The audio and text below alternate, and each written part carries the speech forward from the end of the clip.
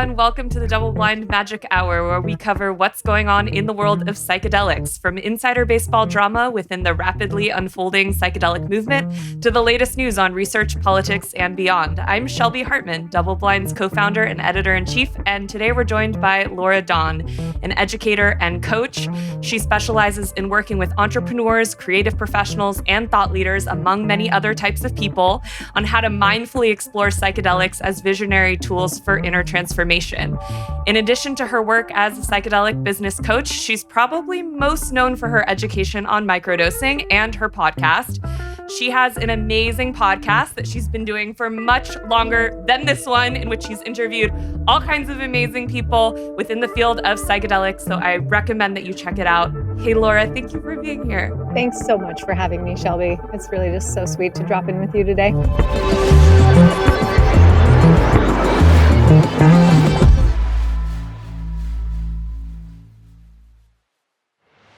Most folks who are in the psychedelic world, going to conferences, going to events, I want to assume, I don't know if most is the right word. A lot of them have heard of you. A lot of them have probably seen your face. And to your credit, there are, probably a few dozen people who are really known as leaders within psychedelics. There's a whole cohort of predominantly white men who stewarded the first kind of psychedelic research renaissance in the 50s and 60s. And there's been a whole wave of women sort of beginning in this new psychedelic era, early 2000s and onward, who have stewarded this movement forward. And I want to say you're one of them. You're one of the most prominent faces now in psychedelics among the women who have really taken this on, starting in the 2000s and going through to the present day. And yet, I love you. I love who you are. And I still feel like I don't really know you very much. Like, who are you? Mm-hmm. Beyond the entrepreneurship, beyond the Instagram following, beyond the courses, like, where do you come from? How did you get here? Awesome. Thanks for that. And just thanks for all of your kind words. It's interesting to hear that reflection of like being so prominent in the psychedelic space. And, it's growing so quickly, so there's so many new people entering this space. And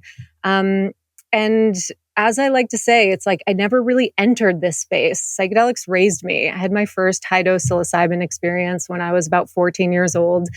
And if you want to get into like the nitty gritty of like where I come from and who I am and what I struggled with, that's, I feel like, more of where we can start.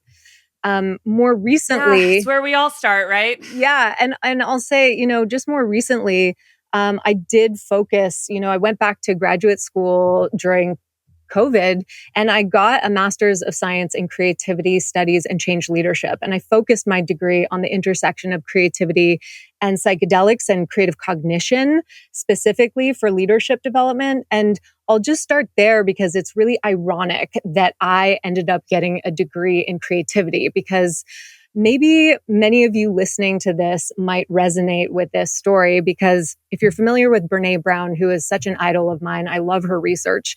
She talks about how about... Great TED Talk if you haven't seen it. Yeah, she's amazing. She says she's done like 400,000 pieces of qualitative, she has these data points from all of this research that she's done. And what she found was about 80% of people had a really negative experience in school that affected them in their adulthood for the rest of their lives, that had to do with a teacher or with other people in school. And I was one of those people. And she said 50% of the 80%, that negative belief, that negative experience was around creativity. And that was definitely what happened for me. I was just condemned to a life of a mundane life by my grade 3 teacher, who said, you will never be creative because you can't draw like Jenica sitting next to you. And that had a really big impact on me. Jenica, she was such a good drawer.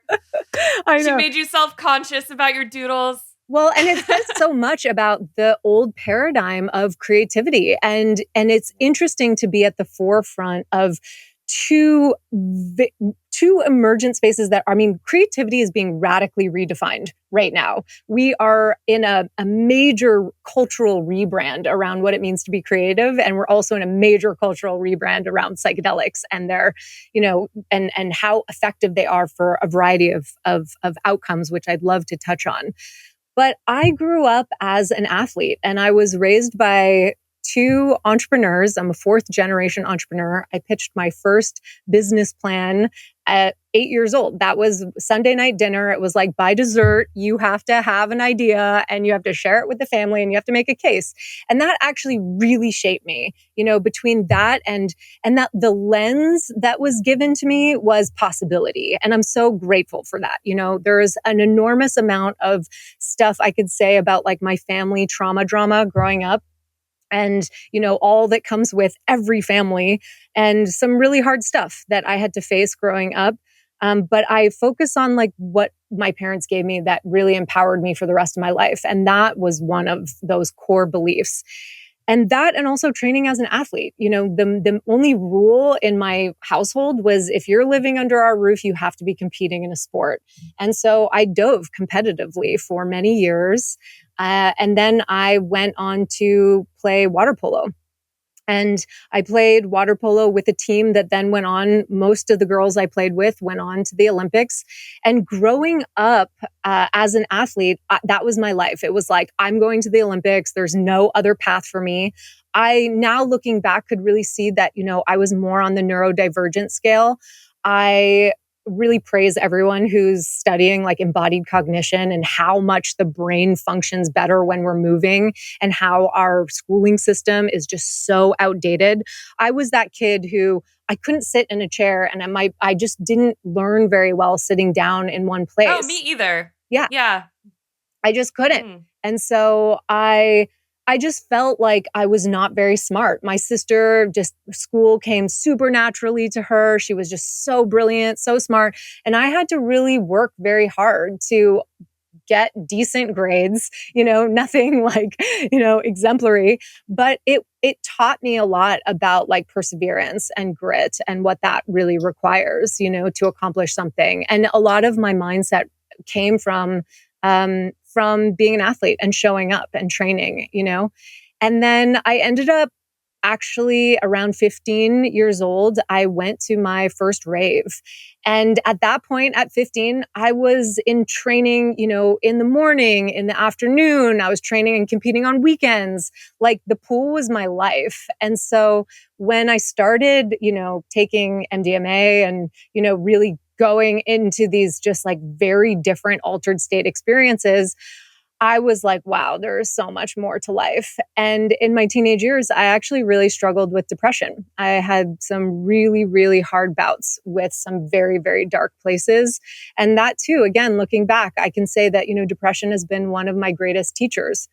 I also struggled with addiction, with social anxiety. At one point, my social anxiety got so bad, I had a hard time showing up to dinner with my family because it was just, I was really in a rough place.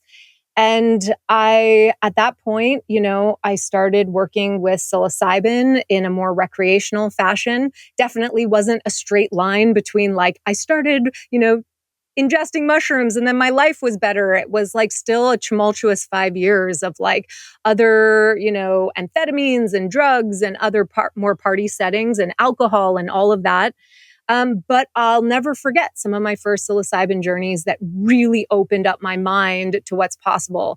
And I remember thinking when I was about 14 or 15 that I was on the other tail end of a psilocybin journey, that I was with a bunch of friends and we were outside. And I had the thought, I was like, wow, this is a very unique landscape and some people are going to need help navigating this. And I remember having that thought very clearly. And, just fast forward, I hit a really rock bottom moment in my life. I was struggling with eating disorders and just addiction that was debilitating me.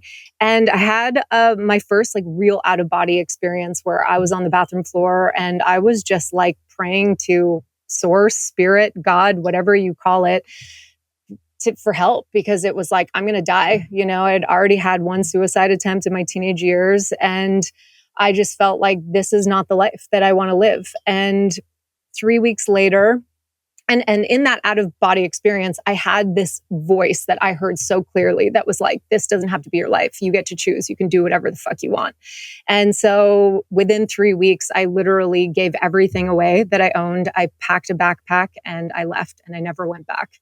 And actually, what's funny is 2 weeks ago, I flew back into the Montreal airport for the first time since like 20 years ago that I left. And it was I have goosebumps saying that right now. It was such like a full circle moment, because leaving was taking a stand for my life. And it was this simultaneous like running away from myself and running towards who I thought I could be in this lifetime. And, so it was like this very tough time in my life. And I took that leap of faith, and I lived out of a backpack for many years, about 6 years. And I'll just share this one part of the story. When I first left Montreal, I flew to British Columbia and I hitchhiked across BC for 3 months. And one day while I was hitchhiking, this very young, handsome gentleman picked me up, gave me a ride, and we spent the day together. And I never got his phone number or anything like that, but I kept on my way the next day. And I eventually took a one-way plane ticket to China and traveled throughout all Southeast Asia. And 6 months to the day after I saw him in British Columbia, I bumped into him in Thailand. And there's such a crazy story of how I even got to that moment. I was at a different part of the island. I woke up that moment and I was like, I need to go now. And I went, and I ended up running into him, and it was like total fate. We fell in love. And we spent years of our lives together. I'm not with him anymore, but he's a deep, soul connection in my life. And I moved back to British Columbia with him on 180 acres, 150 acres of beautiful land. And his parents were like hardcore back to the landers, like homesteaders. And while we were traveling together, me and this beautiful soul man in my life, he and I did a lot of LSD and a lot of psychedelics together, like way the fuck out there, like on empty beaches at the end of the road in Thailand.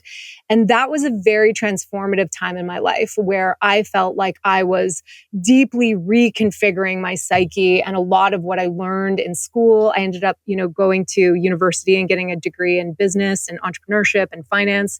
And there was so much like real messed up indoctrination in that time. And people in my program used to laugh at me. And I felt like I've always straddled these two worlds of like business, entrepreneurship, finance, like, good with money and good in this capitalistic world. But then like, as other people would call me, including my brother, is like, you are a deep school hippie, And so it's always been this like dual, kind of one foot in each reality. And during that time, while I was traveling, I really had like a major reprogramming on so many levels. And I mention British Columbia because psychedelics had a huge part in my healing, but just as much was his family taught me how to grow my own food. And we lived out, he had actually just lost his home to a fire when I met him. So we started living outside. When we moved back to British Columbia, when we met and fell in love and we traveled all over, and then I went home with him, we put a bed on some pallets and put a tarp up and we lived in the garden. And his mom taught me how to garden, and she taught me how to like what it meant to live off grid. And that I would say has had just a big of an impact on my life, because when you live outside and you live off grid, it completely transforms your literal perception of reality and how you are in relation to with your environment in such a different way. And that really changed me, and it set me off on, this trajectory that I'm living here now in Costa Rica. After that chapter, I spent 10 solid years on the big island of Hawaii. I built a volcanic hot spring retreat center and went through the volcanic eruption in 2018. That was a very life transformative experience where in a heartbeat, my whole life changed in a way that I really never expected. And, like we all do, we go through these huge, quote unquote, life quakes where we're tested around who we are and our ability to adapt. And so, about 6 years ago, I came out of the psychedelic closet, because I really knew that actually it was time to bring what I had been learning about psychedelics for the past 20 years at that point to a wider audience. And that also took a lot of courage. It's a very different time now than it was even 5 years ago in the psychedelic space. There was no space then. It was actually Michael Pollan's book. I heard that he was writing a book. It wasn't even published yet, but it was, and that night I had a dream where I was driving down the road and I had green lights, and I woke up that next morning and was like, okay, I'm pivoting from health and wellness, which is what my last brand was, to really focusing on psychedelics.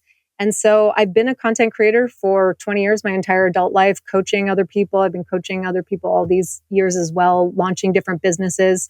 And I'm grateful that a lot of what my traveling was sustained because, and I'll just end on this piece, like the first brand I built was with my mom, and it was just a passion project, and we built it to 1.5 million followers on Facebook.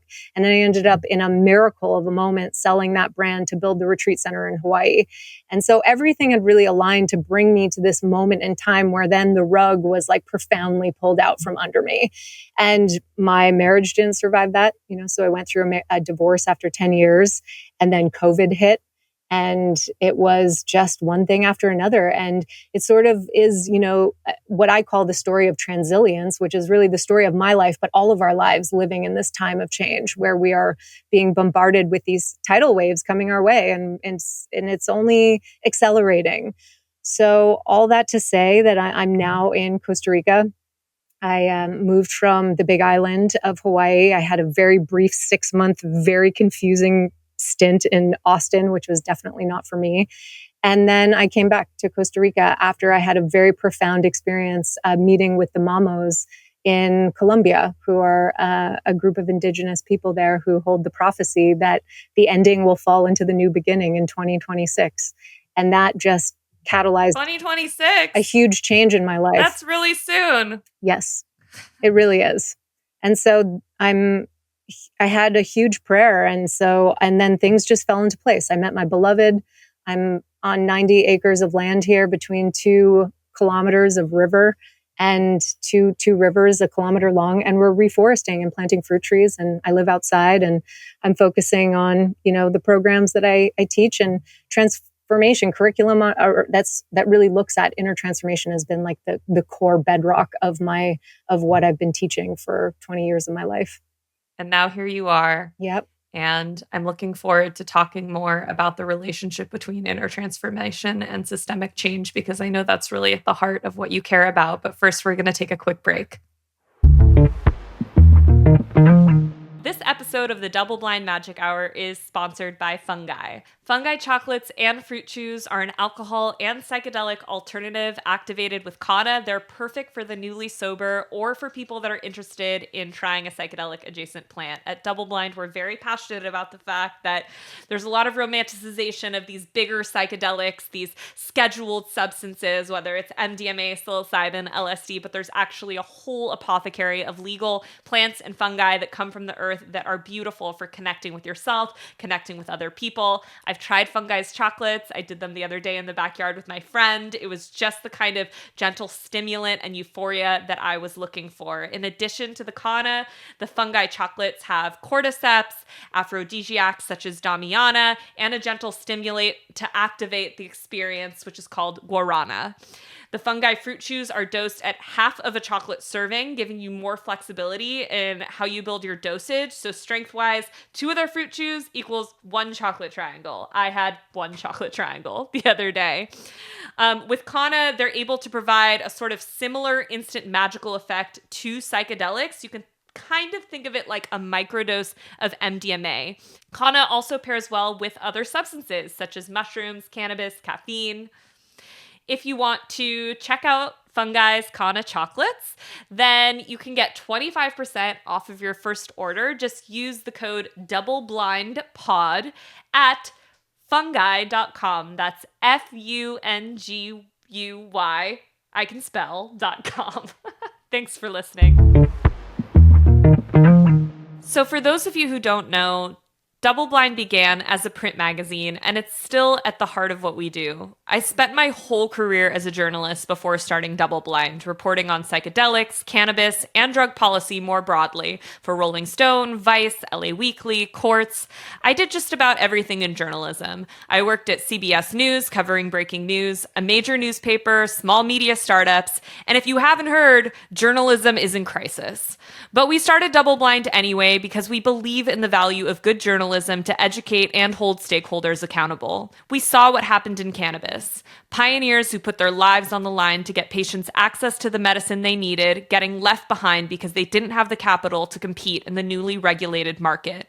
We've seen what's happened in mental health care and healthcare more broadly, whereby millions of people are suffering, don't trust their doctors, can't afford proper care, and just don't know what to do to get well. In our print magazine, we feature essays, investigations, photojournalism, and much more by world-class journalists who are going everywhere from the ayahuasca tourism industry in Peru to laboratories at leading universities. We're supporting people like you on their journey with psychedelics, and we're covering this movement as it unfolds. This is all made possible by our members who, in exchange for their support, get direct access to psychedelic experts to help them on their journeys of healing and growth, workshops, and a subscription to our beautiful print magazine. Subscribe today at doubleblindmag.com/membership. Okay, so I'm going to start with a little bit of a sticky question because I know that you can handle it. You referenced in the introduction that you have sort of these two sides of your identity that have always coexisted, but maybe sometimes conflicted with one another. The entrepreneurial, business-oriented side and the old school hippie, the deep hippie, as your brother would say, your brother. And I find that, especially in the psychedelic space, there's a lot of tension between what's sort of required to run a business in this late stage capitalistic paradigm and the values that we often receive under the influence of a psychedelic, right? Non-competitiveness, unity. We know that the values of unity and non-competitiveness in some ways are ideologically opposed to the late stage capitalistic paradigm that's all about a free market economy where we're going to compete with one another and we're all going to try and grow our revenue in perpetuity, regardless of whether it serves the sustainability of the entity that we established, right? So talk to me a little bit about, in your programming, in your coaching, maybe even in your personal journey, how you try and navigate these two identities that have to coexist when you're trying to build something in this current economic paradigm. Yeah, that's such a great question. And I would say that part of the story that I didn't share was after I went through that really intense time of like really doing quite a lot of journey work, I kind of swung in the like anti-capitalist direction. And then that played out for a little bit. And then over time, actually, it was really when I started journeying with ayahuasca and deep, about 5 years into that and living in Hawaii, that I really felt like a full circle unification of and a more of like a broader acceptance of all of the threads that are woven together that make me who I am and the unique perspective that I have on the world, just like everyone has their own unique perspective. And without getting into we could take this conversation in the direction of like Richard Schwartz parts work or, that we are all a symphony of selves and that we have different aspects of ourselves. And I really celebrate the multitude of who I am and the various perspectives and life experiences that I've had. And I do feel, though, at this point that I have a very cohesive narrative around it. Like for me, I feel like we had this conversation too before, Shelby, around like you had mentioned it once, and I feel like words carry a lot of meaning. And so for me, it's like I don't see business as a quote unquote dirty word or like offering or marketing or sales, because for me, it's like we can make it whatever we want to make it. And for anyone who's walked the path of entrepreneurship for even 5 minutes, if you're looking at it from the perspective of like, wow, this is a deeply humbling spiritual path, there's so much that we have to face and contend with in walking that path, that it actually is a path to waking up, and to really Well, it can be. It can be. It can be. Exactly. So anything is around the intention behind it. So it's like, yes, we operate in a capitalistic society. I do think we, like you said, you use the term late stage capitalism. All the indicators are there. I kind of use the analogy that like we're all on the Titanic together. This ship is sinking. So who do we want to be? You know, do you want to be the person like flailing, or do you want to be the person who's like standing with dignity, helping the next person who's afraid? And that's kind of actually a powerful analogy for how I think about like this time of change that we're in. And for me, it comes down to meaningful work.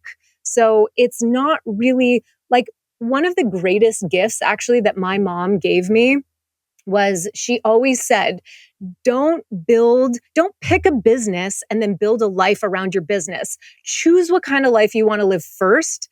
Follow that feeling of inspiration, and every success will follow. Build a business as an extension of the foundation of like a well-lived life. And I've really taken that to heart. And I think it's actually a major remedy to the imbalance that we're seeing right now, especially with burnout and, overproductivity and all of it. So it's not one way. This is such like, there's so many shades of gray here, but I'm not like, there's so much money shame in the psychedelic space. I've had people attack me for like, how much I'm charging for my programs. I'm in right relationship with like my abundance channel, so I don't worry about that. I think for all of us, we just need to operate with what is true for each of us. And when we get more clear on what is your truth, then it's actually a lot harder for people to disagree with you, because you're just like, great, you have an opinion, but that's not my truth, right? So, when it comes to all of that, it's like, for me, I see this as a spiritual path, and I see it as a path of waking up to my own potential. And the most important thing that I feel like, and what actually even all the research on meaning points to and happiness points to, is like the most well-lived lives are people who actually exert effort to create something that offers meaningful contribution to community, to humanity. And I have found that to be true. And so, yes, I'm financially compensated for the work that I do. And we can make choices with how we choose our money. I have people like on, Instagram saying all sorts of just like projections and assumptions. It's like, I don't have a 401k. I don't have a retirement savings plan, but I invest every penny that I have into fruit trees that go in the ground, and we're building, my beloved Mark and I, we're building transformational spaces on this land for people to come and receive like deeper levels of healing. And that requires a lot of money. In my experience and what I've seen a lot of in terms of entrepreneurs in the psychedelic space is that people want to like go after venture backed capital. And I would never, you could not pay me to take a penny of VC funding, because that's not how I want to live. So there's so much nuance in this conversation. I want to be able to make my own decisions. I don't want to have to make decisions based on a capitalistic paradigm, which the venture-backed capital is essentially tied to that system. So, there's a lot of places where like we can make choices, we can actually do our best to, align with what we value. And I think that that's a big place for people to start. When I run programs, I'm always so amazed and shocked. Like I ask people, what do you value? And most people don't know what they value. It's not something that we think about. So starting there and then building your life on the foundation of what you care about. And for me, what I care about is my connection to this environment and to this earth. And I care about really having a major influence in inspiring people to think radically differently about our connection to this earth and radically differently about how we live on this earth. So, that's what motivates me. And I think there's, of course, I still buy things and we're in a capitalistic society, but I'm doing the best I can to be a bridge in this liminal time, because we are definitely in the gap between times right now. There was so much in that. When you're having a conversation with someone, I feel like this probably happens to you all the time on the podcast, and you see like 5 million different trajectories in which the conversation can go. And you're like, which thread do I pull? Oh But my I think gosh. I want to just get personal and ask you a question I would ask you if we were talking on the phone as friends, which is, you're talking about how you had this profound ayahuasca experience where you were sort of able to bring together the symphony of selves, the business self and the plant medicine hippie self, and how it's really just about situating yourself and your values and doing work that you find meaningful. And I don't know, I struggle with that. I guess I'm just not there. I talk to a lot of different people, obviously, who, like you, care about systemic change. And some of them say, we have to change the system from within the system. And other people say, well, we have to blow the whole system up, or you just got to, extricate yourself from it and move off grid and not participate at all. And I feel, as someone who is living in this paradigm, that I am implicated in harm no matter what I do. Even if I'm running a business that is impact oriented and I'm trying to pay my employees living wages, I think about QuickBooks, I think about MailChimp, I think about all these companies, I think about the fact that we're having a conversation using technology that is operating from resources that are extracted in harmful ways to the earth. Yeah. Yeah. And I don't know, I don't see how it can all come together in a way that is like perfectly value aligned. I think no matter what I do, no matter how much I care, I am causing harm just by existing in this world. I mean, it is hard and I struggle with it too. So I feel you on it. And there's not like a magic answer that's going to be like, poof, look, there's just flying unicorns and rainbows. And isn't that nice? It's hard, all of it, and I think it's important, though, that we get very clear and intentional about what we're in service to, and having like some flexibility and balance in our perspectives and our narratives. Like, what is the narrative that we're really, feeding in our lives and collectively? And sometimes I get really overwhelmed. I'm been learning and also hearing a lot more people talk about like climate anxiety.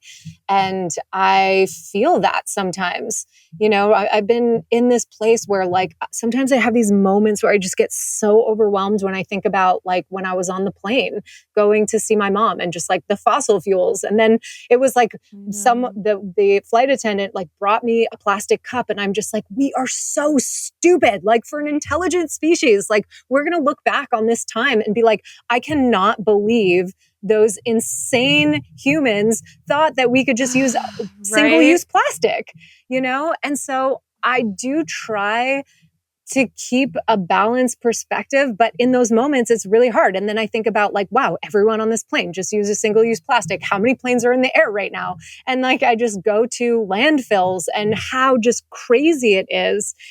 And so, so some of the best advice that I received from Grandmother Jyoti, who is a dear ally and elder in my life, I think about this every day. So maybe this is also some solace for you, Shelby, and for the people listening, because there's a bigger plan here. Like, we are important and also not important at all. Like, this is super significant, but also like, not significant at all. So it's like holding the paradox of that balance. And I feel like psychedelics really help us get back into like the irony. And that's why we laugh at ourselves when we look at the cosmos and you're like, haha, my silly problems, in terms of, and of course, this is a much bigger problem that we're facing. But just to keep that perspective that like the earth is moving through bigger cycles and we have contributed so much harm to these cycles of the earth. And it's like, I was born into this body within like the confines of a fictitious border that we call Canada. It's like we can make it as meaningful as we want to make it. But what Grandmother Jyoti said to me is, she says, be aware of the breakdown, but pay more attention to that which is breaking through. And I truly believe that. And I think about it all the time. It's like being with like a backpack on the side of a very steep cliff and there's a very narrow trail and you're like, we're moving through right now and there is no around. We have to go through this portal that we are going through right now. There is no amount of denial that's going to prevent people from having to actually move through. And do I want to spend my whole time like looking down? No, it's going to like be this magnetic hole that just like sucks me. I'll end up falling into it, you know? And then what good use am I in my life? But instead I focus on what can I do to contribute to making it to the other side, not for myself. I mean, like, yes, it's funny because like when I said, you know, a good life is one that when we make like a creative, meaningful contribution to humanity. So it's good for me and it's also good for other people because I'm doing meaningful work that also supports other people on the journey. So I think of my life as like, how do I get resilient enough, strong enough, and soft enough and open enough and curious enough so that I can really be there for other people and challenge a lot of the status quo, you know, thinking that is perpetuating this old paradigm. So it's like, what am I in service to? Am I in service to, you know, feeding and propping up the old way? Or am I going to try to do everything I can to make my life as valuable and worthwhile as possible and actually enjoy the process of being alive? You know, enjoy the moments of like looking at a flower that's blossoming and being like, holy fuck, that is a miracle. And every day we have access to that, you know? And so I try to be in an environment that has that kind of awe and inspiring juice to it so that I can stay connected. And I was just listening to an author say the other day, he was like, you know, probably the only thing that's going to save us from ourselves is for people to radically reconnect with this earth. Because it's all, like you said at the beginning, it's like, you know, old white men who are very disconnected in, you know, very high up towers, very removed from the earth, full of pavement. There's no connection there. And they're the ones making decisions based on their own disconnection. So, you know, systemic change for me starts with reconnection. And so all I can do is do my best at playing a part in that. Do I still have all sorts of people throwing shit at me for it? Of course, because if you're trying to be a leader, you're fundamentally trying to challenge 99.9% of the way people think. And if you do that, people will defend their identity, their way of thinking at all costs. It's why we have war. You know, it's why we have, you know, all of it. And do I have to check myself all the time? Absolutely. It's so easy to point fingers at them over there, those crazy people, those white men. You know, I think of my father and, you know, I have a lot of compassion for him and the amount of suffering that he lives with inside of his mind based on that paradigm that he operates within. So I try to really connect with that place. In Tibetan Buddhism, we call it the genuine heart of sadness.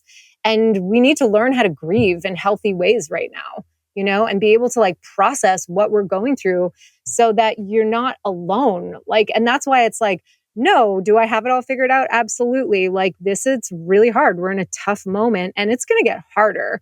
It's really going to get harder from my perspective.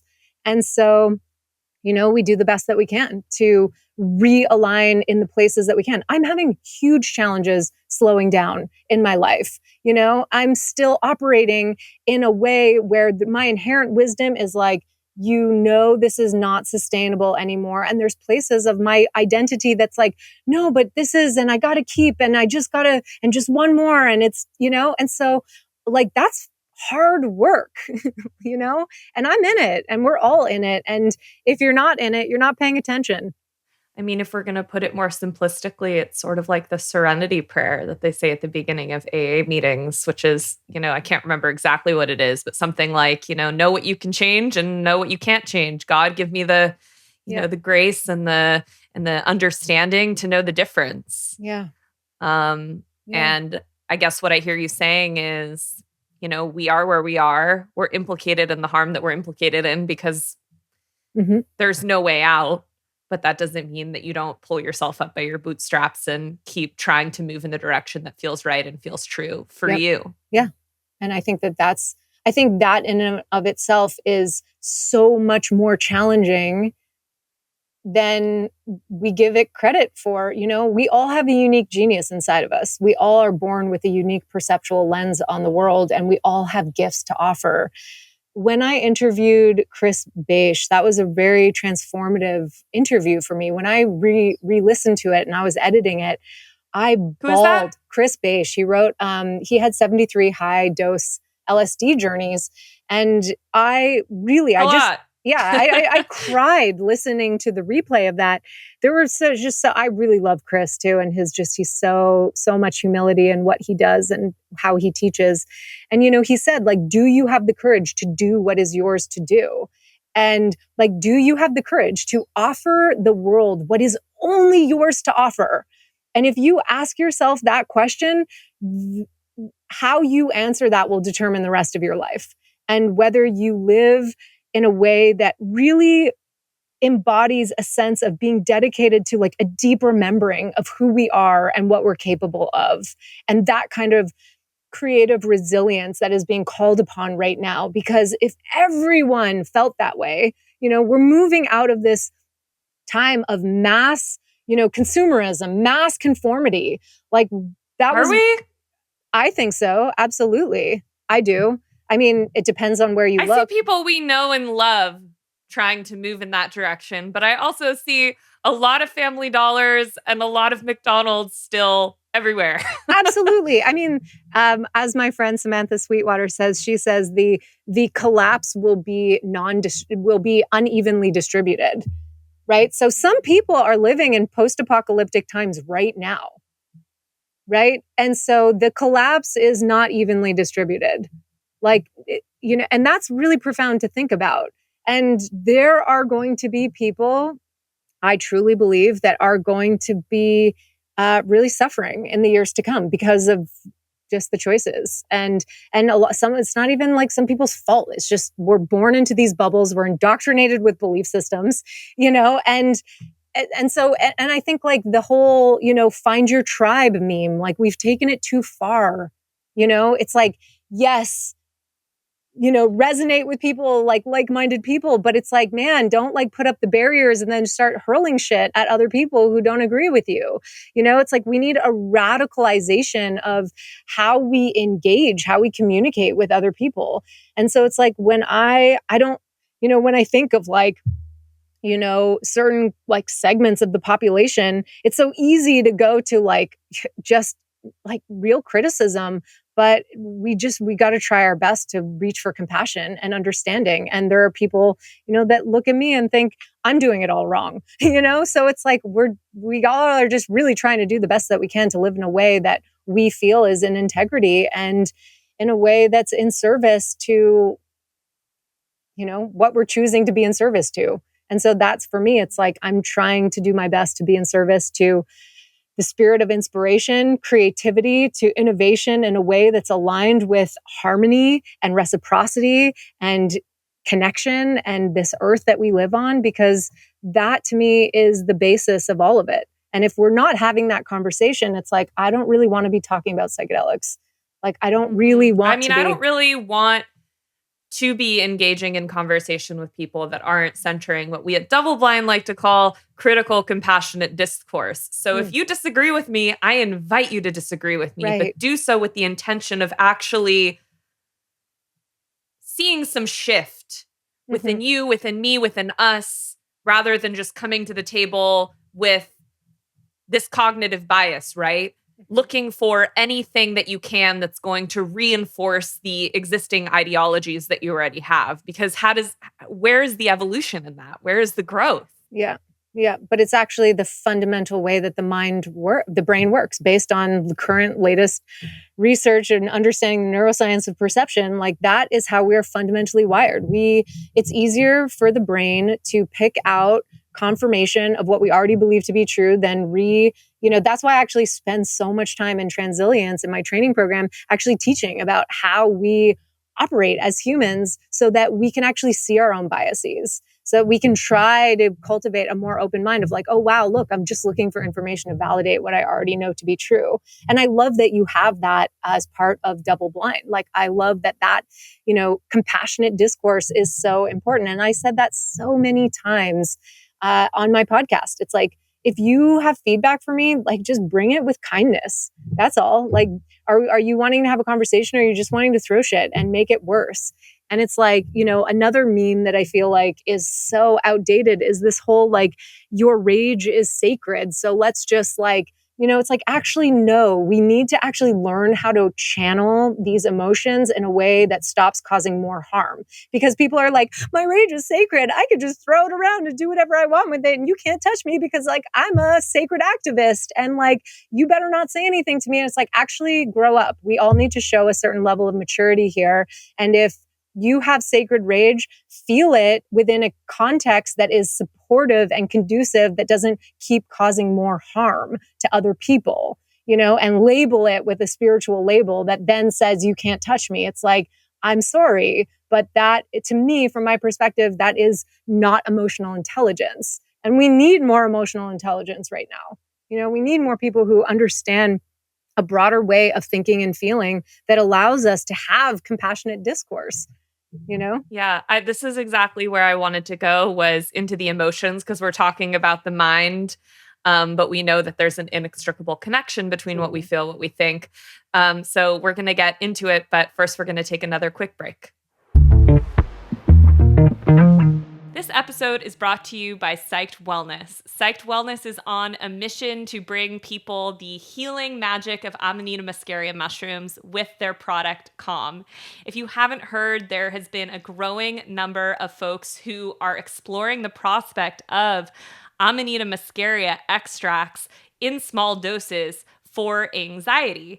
And Amanita muscaria is not a scheduled substance in the United States, unlike psilocybin. So it's something that more and more people are exploring, getting interested in, and it's something that Psyched Wellness is devoted to.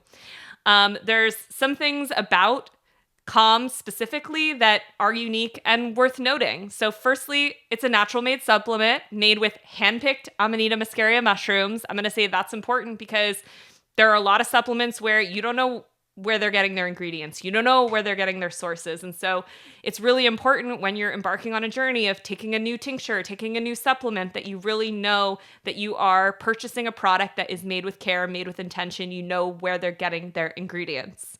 Some of the benefits are that this Amanita muscaria extract may promote better sleep and may help you wake up feeling more rested without feeling groggy. It also may provide physical and mental stress support, which is something I know a lot of us are needing at this particular moment. So if you're curious about adding some calm to your life, you can check them out at psyched-wellness.com and use code DOUBLEBLIND for 10% off at checkout. I brought up this point of cognitive bias, this idea that people are often looking for evidence that is going to reaffirm the ideologies that they already have. And then you brought up emotional intelligence. And I love that, because where I wanted to take it next was, it's my impression that one of the biggest barriers to this sort of compassionate critical discourse, so to speak, is not intellectual, rational, neuroscientific, but it's actually happening on a deeper level. Yeah. A lot of times it's fear-based. Mm-hmm. So talk to me a little bit about that. What is blocking us from evolving in our businesses, in our own lives, in having conversations with other people, is happening on a deeper level. It's emotional, it's fear-based. You don't know how to touch it. You don't know how to navigate it. This is where psychedelics come in, right? Absolutely. I mean, the way that we are, quote unquote, designed is to reduce uncertainty, right? So we always are trying to like put our finger on it to figure it out. And right now we live in very complex times, right? So this is, for me, I'll of course speak about emotional intelligence, but I really think that a helpful frame on this question and this segment of the conversation is understanding some aspects of Tibetan Buddhism and some really core concepts that, like, one of them, for example, one of the marks of existence is impermanence, and how we as humans, we will spend our whole lives searching for what we call what is called like ground to stand on.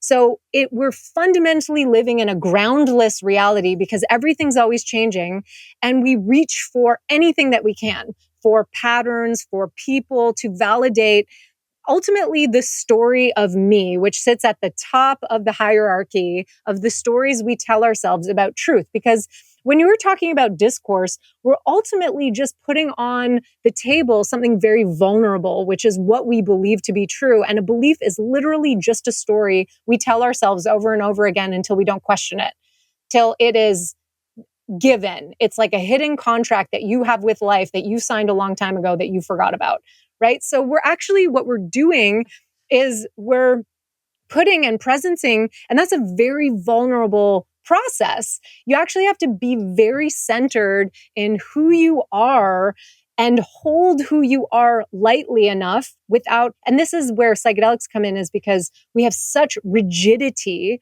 around the stories we tell ourselves, especially about who we are, the way the world operates, who you are, who they are, who those people are.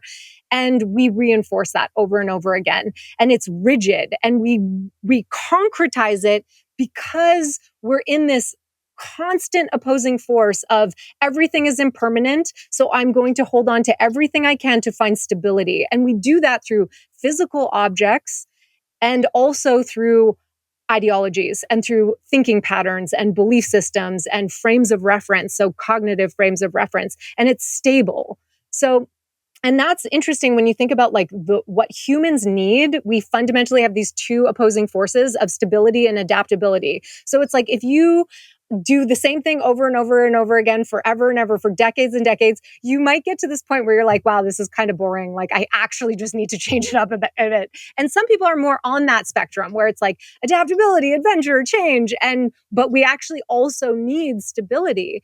And so when people are in like this discourse that we're talking about where triggers are happening, which triggers are such powerful indicators to the places that were not yet free, the places were not yet open. Never waste a good trigger. That's what my yoga teacher used to say. I love that perspective. And Pema Chodron talks a lot about that too. And it reframes your thinking of like, instead of shutting down, and it takes so much years of practice to be like, ooh, and then you can study the teachings and you're like, oh, ooh, yeah. A juicy trigger. But then it's so funny because I found that I'd be like learning these teachings and then like intellectually, I'd be like, I can do that. I can get curious about a trigger, but then a trigger would happen around something that was like really like, don't go there. And I'd be like, oh, anything but this. Like, no. I'm justified in my reaction right now. So it takes years, and we have to bring, a sense of levity. But ultimately, I think understanding this perspective is that we're all just trying to hold on to something that feels stable because that's how we are wired. It's how we're designed. And as we learn that we can actually become more playful in experimentation. And I think experimentation, this is where all the creativity research comes in, because if we can actually experiment with trying on different ideas and more from a place of holding it lightly and using metaphors, we learn through metaphors, we understand things through metaphors. So when you come to a table and we have a discussion, we might presence like a gripping our fists and then actually opening our hands. That's what we call an embodied metaphor, if you want to take it one step further, where we actually say, okay, we're going to breathe and relax, and we're going to loosen our grip of our hands. And we think about something that we're holding on really tight to. We hold our fists really tight, and then let's just take a breath and open our fists. And we need people who are willing to show up and do the work to actually engage in these conversations. And that's the level of discernment that I have right now. It's like, I'm only willing to sit down with you if you're really willing to do the work. Of course, we're going to hit, really hard places. And of course, it's going to be uncomfortable, and it's going to be like full of discomfort. And, I'll get triggered and you'll get triggered. We might laugh, we might cry. But like at the end of the day, are we committed to at least showing up and separating the person from the belief? Separating the person from like this one thing that is this sticky thing that we're like having contention over. And so the way that we navigate it is, I mean, of course, and it all comes down to how we regulate our emotions and how we regulate our nervous system, because we're not taught that in school. We're not taught like, okay, actually, everyone, let's like time to take a breath. Let's just all pause. Let's breathe. Let's take a 5-minute walk. Let's go open our field of vision. The way that our eyes work from narrow is associated to sympathetic nervous system activation. And when you go outside and you broaden your focus, it actually activates that rest and digest, that broadening parasympathetic nervous system activation. So we bring in tools like this, and it takes time and a lot of listening and a lot of patience. But like, it actually also just takes a willingness to show up for the conversation. And most people, I would say, are just not really at a place of like that kind of willingness to dedicate to that. It's willingness, but also I think there needs to be an acknowledgement of the spaciousness that is sometimes required Absolutely. to do this work. I really appreciate you opening up about how you're still in a process of slowing down, how you just took 3 weeks off, how you have to remind yourself to sort of come into this new way of being.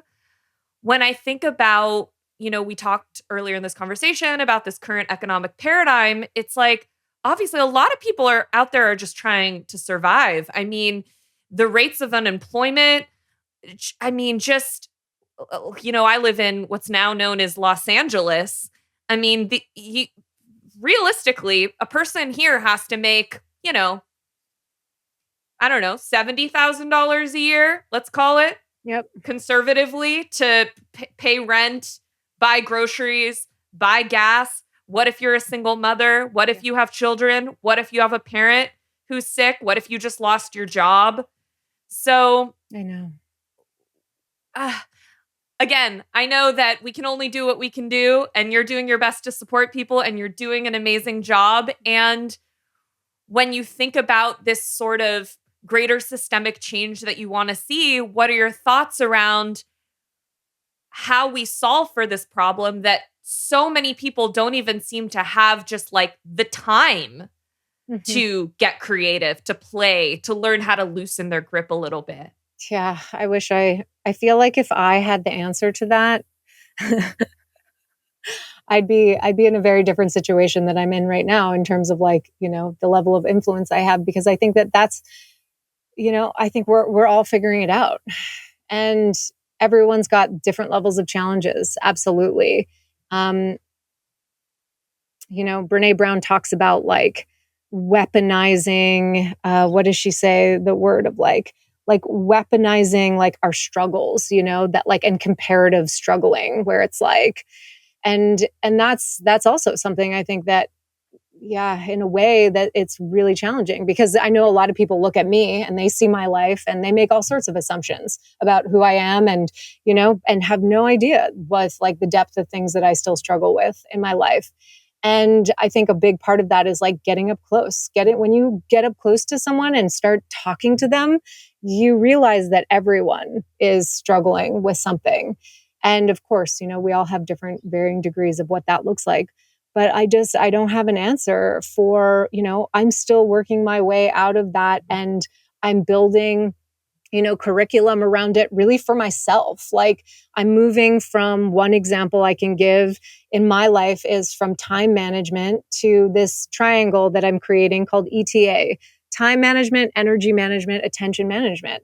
And those are the three points. And the more I'm teaching myself, like, I do this thing where I make this big announcement, like, I'm going to do the thing. And then I find myself like 2 days later, like really exhausted. And then I get in this like loop about it. And I'm like, oh my God, I promised everyone I was starting my new email list 6 weeks ago, and that it was coming in a few days. And it's been 6 weeks later. And I've really just been in like my own process around like depletion and creating from a place of like being tired, and just actually, no, I need to just focus on getting more rest. And of course, there's so many other things that come up in life. Life keeps lifing, I just went to Canada to like go support my mom who's 71, who's going through like one of devastating transition that's not as easy to go through at 71, And so we show up for our people the best that we can, and we make sacrifices the best that we can. And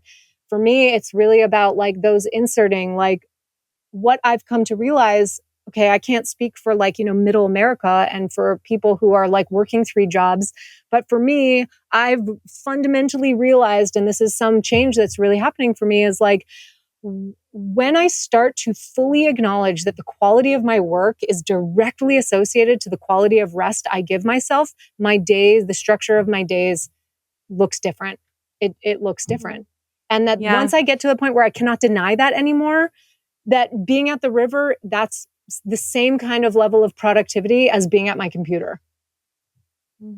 Yeah. And we know that the creative brain is the relaxed brain, right? That's why like the best ideas come in the shower when you're walking your dog around the neighborhood. I can speak for myself. I also think about what are ways that we can make small tweaks to our lives that feel manageable within the current sort of responsibilities that we have. I think about someone who, for example, maybe does have to go to work somewhere outside of their house, and they have to be there at whatever time it is, and they have to go until a certain time. But,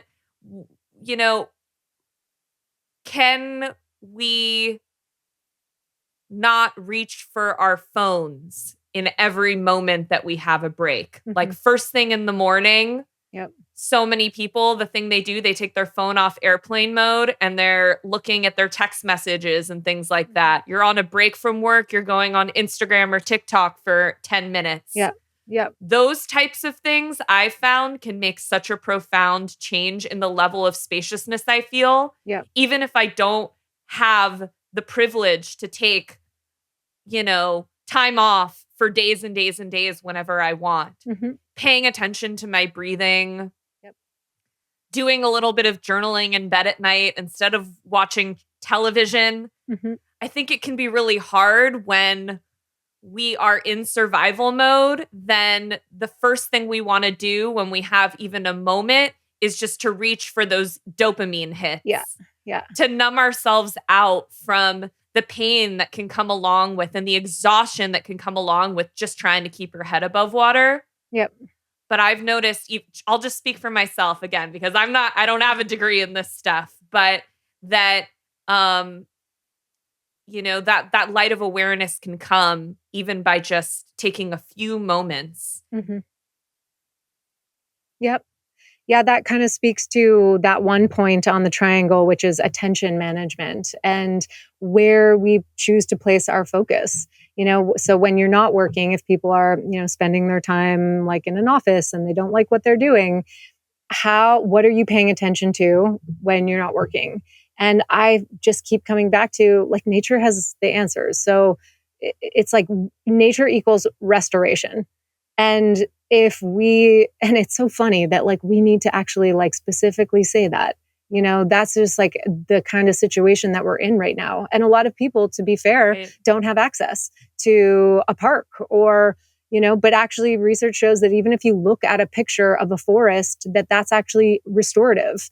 And so, if you're going to listen to something, instead of like watching Netflix, put on headphones and listen to the sounds of the rainforest. And that can be restorative too, if we're going in like a, technology direction. But waking up in the morning and spending 1 minute, 60 seconds, just like letting the sun hit your face, Andrew Huberman has been talking so much about like morning light in the eyes and how good it is for the rest of your day and for your sleep cycle and your circadian rhythms. And to getting in a cold shower, that's really helpful, so doing the things that we can, that everyone has access to. Most people have, cold running water. I, for almost like 15 years, didn't have hot water. I just had cold water, most of the places that I lived. And so, that's really good for the body. And finding ways, like always for me, always coming back to home base, which is this earth, like is there a way for you to connect? Maybe just like having a plant or a couple of plants or tending to something that's life-giving. A lot of my time when I'm not work, quote unquote, working is, and I use quote unquote around work because it holds such like negative connotations. I love what I do, and I'm so blessed and grateful that I've designed my life around something that I truly love. And I spend a lot of time tending to plants when I'm not at my desk, when I'm not at the river. And I find that it is part of that. That's actually also where I get a lot of my best ideas. So when I'm like potting plants and repotting, and also on my morning walks, and walking is such like an idea generating space. And so finding those things, and one of the terms is like active rest versus passive rest. So like getting active rest and there's different kinds of rest, that is really important. Active rest is like going for a walk and taking a nap. And passive rest is like binging on popcorn and watching Netflix.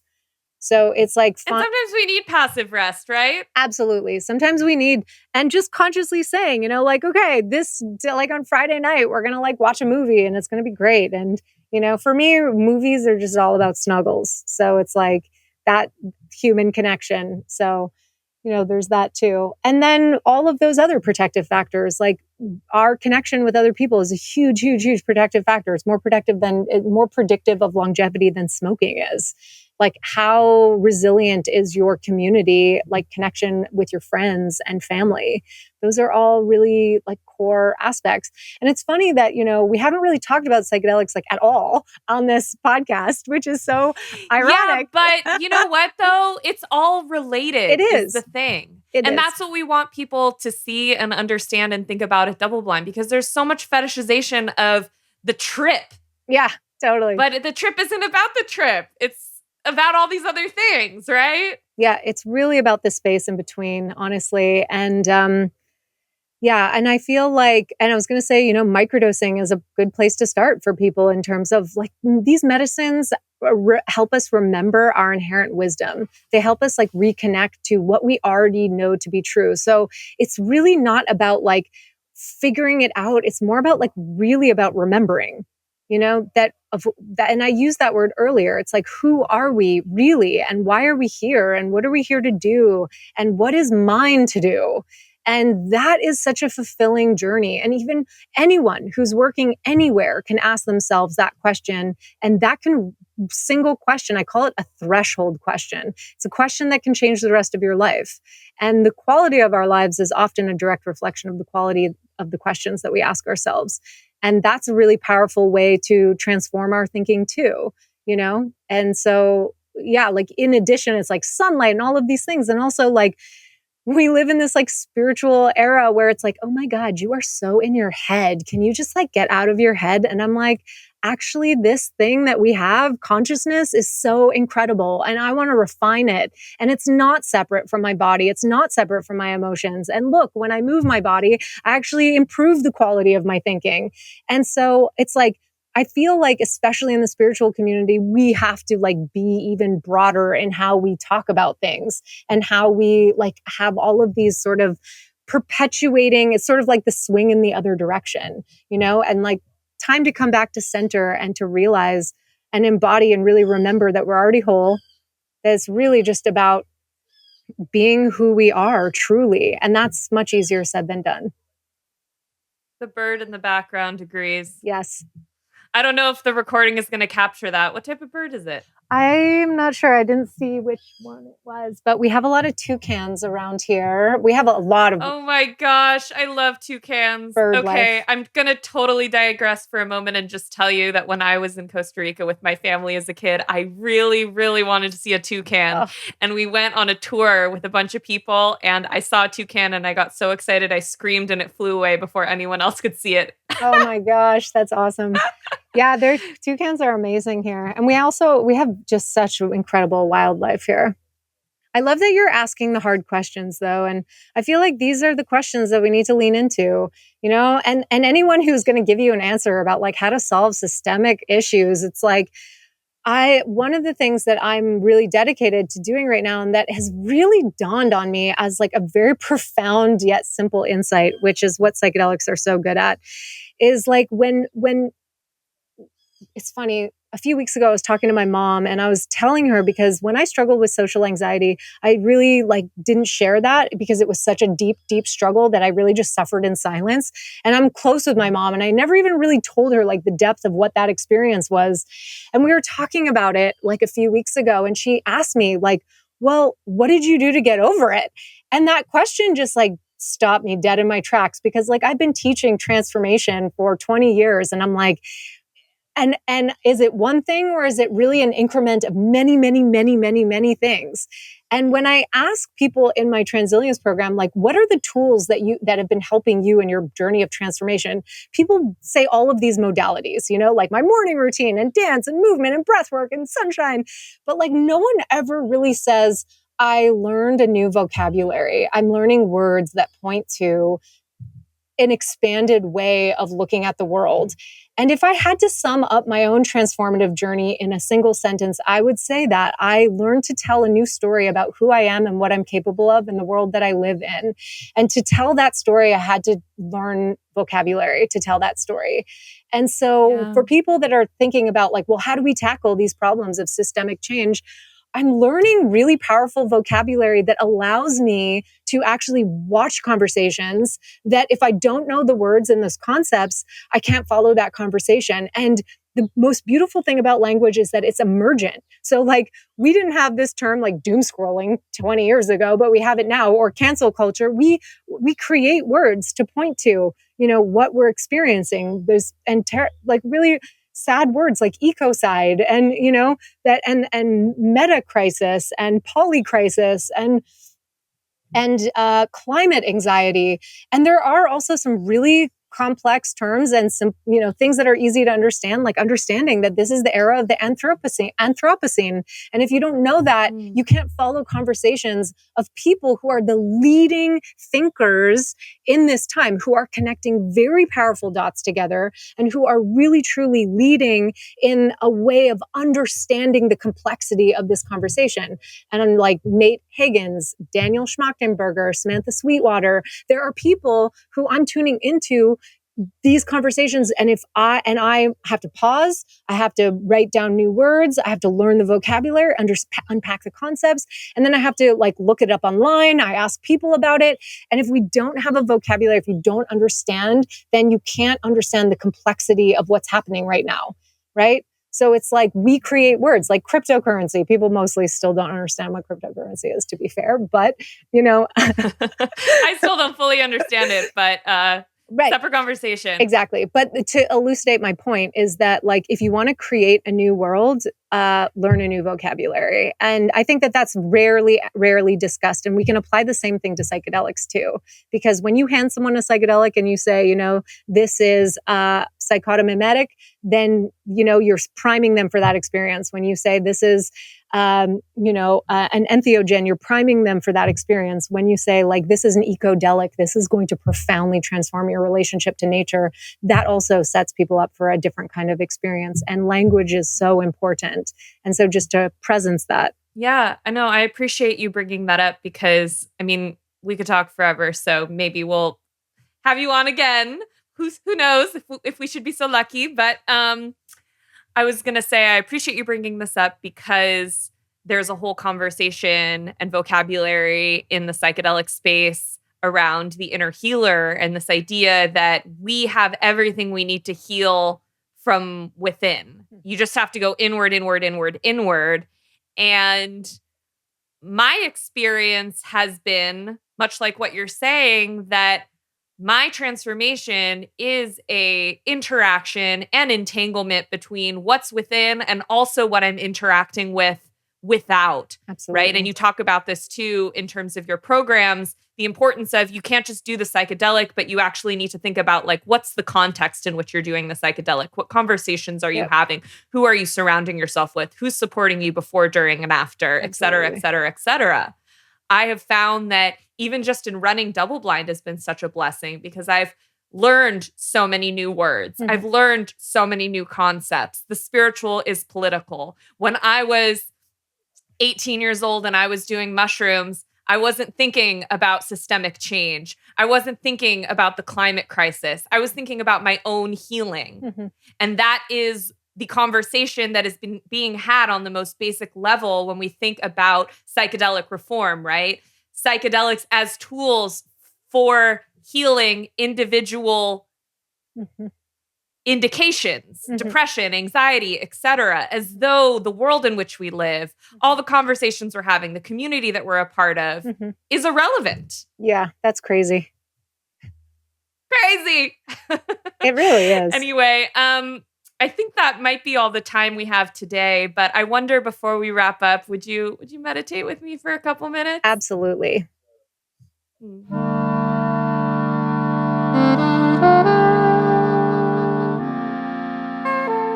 Hello and welcome. I'm Sky Weaver, resident facilitator at Double Blind. Thank you for being here today. So I welcome you to just be in your space here, perhaps rolling your shoulders back. Nice. And shrugging your shoulders up to your ears. Deep breath in, and on your exhale, drop those shoulders down.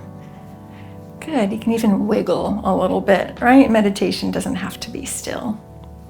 Just a single pointed focus. And allowing your right ear to drop to your right shoulder while keeping your left shoulder down. Deep breath to stretch that left side of the neck. That's it. A couple breaths here. Maybe softening the lips and the jaw and the face. Scowly foreheads. Your next inhale, lifting that head up to neutral and bringing the left ear to the left shoulder, stretching the right shoulder blade down. Couple breaths here. Feel free to make sound if that feels good to you. That's it. Next inhale, coming all the way up and taking a moment to take that chin down to your heart. Keeping those shoulder blades down to stretch the whole neck and upper back. Deep breath here. And on your next inhale, rolling that neck up. Wiggle those shoulders. Welcome back to your body, friends. Good to be here with you today. Is there anything else that's alive for you right now that you want to share? I think we've covered so much and said so much, and I think it's just important to remind ourselves to not give up on humanity and to stay hopeful about what's possible and to keep looking for possibility. And it's like the word chaos, the original etymology of the word chaos is a wide open space, and in wide open space there's so much possibility, and so that's just looking at what we can contribute and make a meaningful contribution to our communities, to our families, to this earth that we live on, and do the best that we can to stay hopeful about these times that we're living in. And did you want to share where folks can find you and connect with your work? Sure. Thank you so much, Shelby, for that invitation. My home base is lauradon.co and Live Free Laura D on Instagram if you want to check out some of my outdoor living lifestyle in Costa Rica. And I also have a free 8-day microdosing course if anyone wants to check that out. And my Transilience training will be running again for psychedelic coaches in September. So if you'd like to tune into that, you could just reach out to me, and my email is support@lauradon.co. Sweet. Thank you so much. Thank you for having the courage to walk the path and to help others walk it too. Grateful to have you as a part of the double blind community and grateful to have you as a friend. Thank you, Shelby. Likewise, there's so much admiration, and I really commend you for all that you're holding and all that you do. And I know not a lot of people see the behind the scenes of what it requires for you to keep Double Blind going. And for those listening, support Double Blind in all the ways that you can. Become a member, a Patreon, a supporter, make donations, because it is such a huge lift. And, I see how hard you work, and I know you're doing it with your heart is in the right place. And so, I just support you in all the ways that I can. Thank you, thank you, thank you. I really loved that conversation with Laura, and I love just talking to her in general. I think one of my favorite things about talking to Laura is that she's so authentic and she's willing to just open up about the fact that she doesn't have it all figured out. So often in the psychedelic space and probably in the therapy world more broadly, we see people that have one persona on social media, like, I have it all figured out, and they're not really being transparent about the fact that life is sticky for everyone always. And, especially when it comes to psychedelics, there's often this illusion that you're going to have one journey, your life is going to transform, all your problems are going to go away, when really it's just, it's a process. And oftentimes, even if someone does have a transformative first psychedelic experience, they continue to do psychedelics for many, many years to come. Anyway, I really do recommend everyone checks out her work, especially if you are an entrepreneur, creative professional, someone that wants to work in psychedelics or who is just feeling like you're stagnating more broadly sort of in your work and you want to align more deeply with your values in what you do every day. Thank you so much to everyone for listening. We really appreciate your support, your time, your attention. If you want to read some of our incredible journalism on the fascinating world of psychedelics or get your tripping questions answered, we have so many free articles on our website, doubleblindmag.com. We work with absolutely amazing journalists and photographers who travel all around the world, interviewing indigenous stewards of plant medicines, researchers, therapists, politicians, you name it. And it's all made possible with the support of our membership, which comes with a subscription to our beautiful print magazine, access to a private community of psychedelic lovers, workshops with psychedelic experts, and discounts to our classes where we teach you how to grow shrooms, microdose, and much more. So we hope you'll consider subscribing at doubleblindmag.com/membership. You can also catch that link in the show notes. If you have thoughts about what we talked about today, you have suggestions about who should come on in the future, there are so many ways to hit us up. You can email us at magichour@doubleblindmag.com or visit doubleblindmag.com/magichour. You can find us on all social platforms, Instagram, TikTok, Facebook, you name it, at doubleblindmag. I also want to give a shout out to the amazing humans at Human Content who are producing this podcast and helping make it possible. They do a lot of other great podcasts. So if you love podcasts, you can check them out on Instagram and TikTok at Human Content Pods.